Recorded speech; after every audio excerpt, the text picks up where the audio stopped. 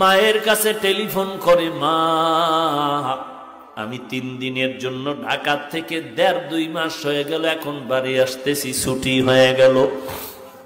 আম্মা জান তোমার জন্য কি নিয়ে আসবো? বলে আমার জন্য কিছু লাগবে না, তোর বাবার জন্য যদি কিছু পারো তুই নিয়ে আসবি।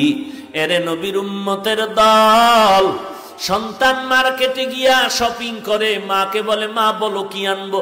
মা বলে কিছু আনা লাগবে না। বলে মা তুমি এমন কেন করো? বলে বাবা তুই আমারে কি দিয়ে খুশি করবি? তুই যদি স্বর্ণের কিছু দাও তারপর আমি খুশি হতে পারি না। তুই তাড়াতাড়ি আয়, তোর চেহারাটা দেখলে যেই খুশি হব ওই খুশি আমারে তুই কাপড় দিয়েও করতে পারবি না। তুই আমারে মা বলিয়া ডাক দিলে আমি বাসেই খুশি হব।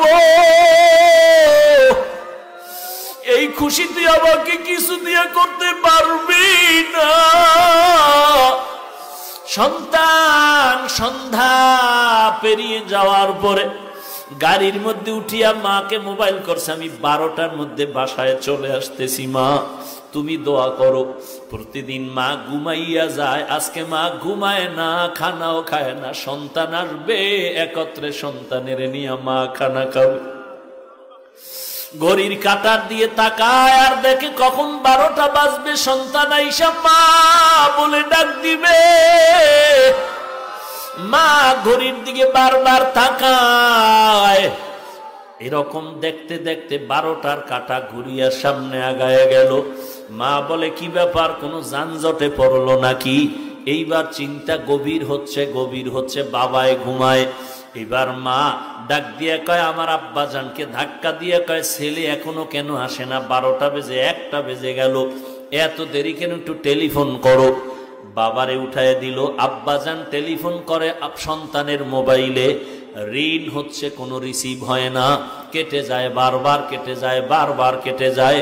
মায়ের অন্তরের মধ্যে কেমন যেন একটু সন্দেহ ভাব, নাকি আমার সন্তান কোনো বিপদের মধ্যে পড়ে গেল। এইভাবে কল দেয়, কেটে যায়, কল দেয়, কেটে যায়। বাবা মোবাইল রেখে আবার শুয়ে পড়ল।